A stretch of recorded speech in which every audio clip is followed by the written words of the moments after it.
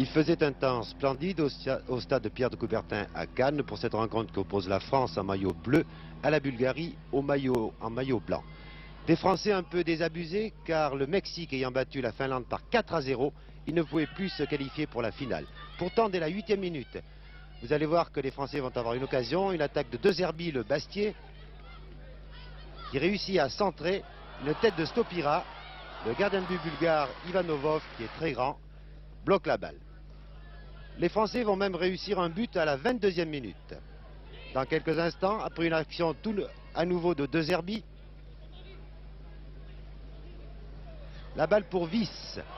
Mais M. Kitabjian refuse le but et le ralenti va nous montrer que l'arbitre avait eu raison, car effectivement, Vis était hors jeu.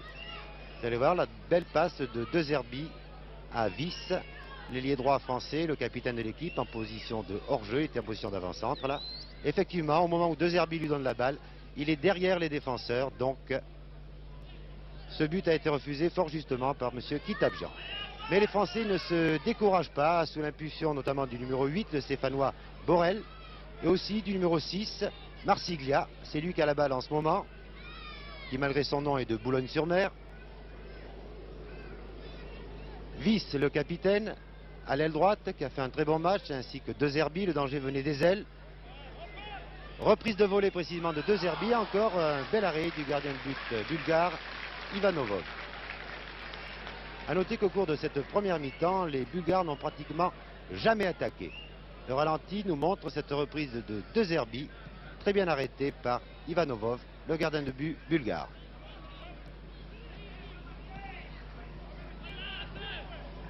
A noter que les Bulgares qui avaient concédé jusqu'à présent 2 défaites, alors que les Français, eux, ont réussi, si je puis dire, 2 matchs nuls. En tout cas, les Français, eux, sont invaincus.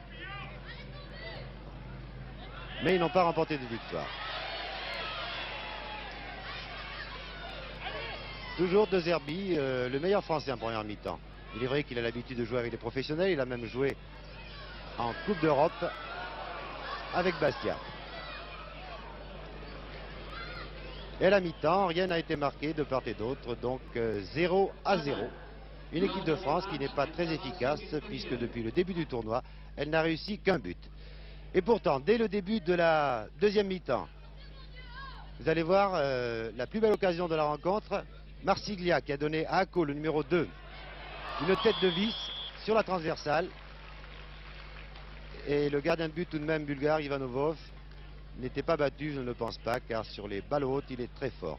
Voici l'arrière Ako, un arrière très offensif, la tête de vis sur la transversale, alors que Stopira, l'avant-centre, était là lui aussi.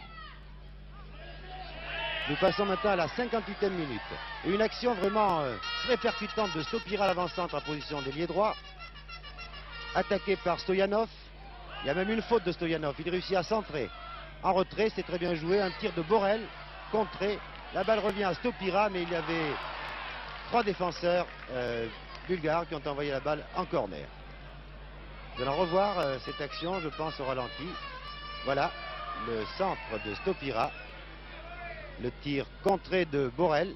Il a un peu trop poussé sa balle là, le Stéphanois. La balle est revenue à Stopira, mais il y avait du monde. Et toujours pas de but. Nous allons quand même vous montrer une action bulgare, la seule de la seconde mi-temps. C'est dire que les Bulgares cherchaient surtout le match nul, ils n'ont pratiquement pas attaqué.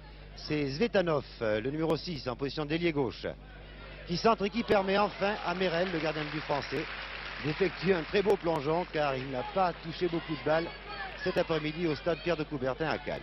Voici à nouveau le centre de Zvetanov et la belle envolée de Merel. De très belles images là de Gilbert Lariaga et de l'équipe technique de la SFP. À nouveau une attaque de Oko. Pour De Zerbi, pour l'autre arrière, Drey aussi. Vous voyez que les 2 arrières français attaquent. Une tête de vis, mais le gardien de but, Ivanovov, une fois de plus, était très bien placé. Le match va s'achever dans quelques instants alors que nous revoyons cette belle action de Drey aussi et la tête de vis qui échoue une fois de plus sur le gardien de but bulgare Ivanovov. La rencontre va se terminer dans 1 minute environ, alors que les Français, là c'est Merel qui sauve de peu le corner. Les Français ne vont pas réussir à marquer un but. Ce sera donc le 3e nul en 3 matchs. Les Français qui vont prendre la 2e place de ce groupe. Alors que le Mexique, vous le savez, grâce à sa victoire sur la Finlande par 4-0, est qualifié pour la finale. Une équipe de France qui a déçu ici à Cannes. Mais regardez cette équipe de Bulgarie qui n'a pas encore gagné un match depuis le début du tournoi. Et ça, c'est presque sa dernière occasion. Dégage un peu n'importe comment, se satisfait du match nul.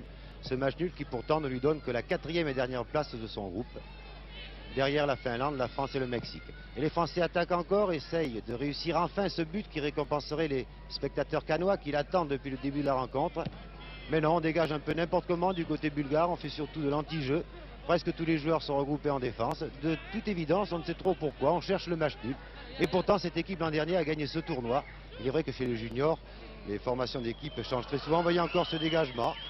Comme si la Bulgarie menait, comme si la Bulgarie était presque qualifiée pour la finale. Mais non, elle va terminer dernière. Mais est très satisfaite de ce 0-0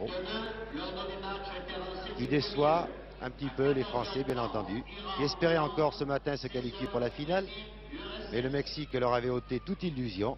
Et là, ils ne vont même pas remporter une victoire au cours de ce tournoi de Cannes. Alors que M. Kitabjian siffle la fin de la rencontre, qui se termine donc par 0-0 entre la Bulgarie et la France.